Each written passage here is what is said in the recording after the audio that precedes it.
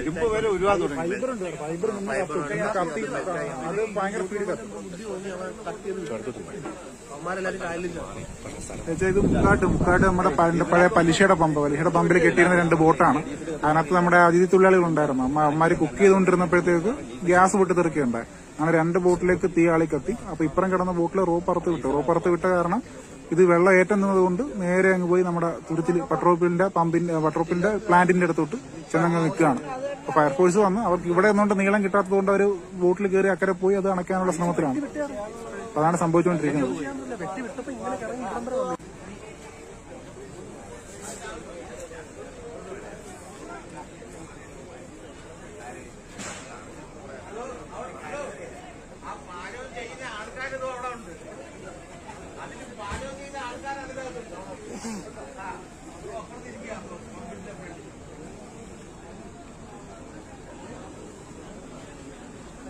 വെള്ളം അടിക്കുന്നില്ല അവര്.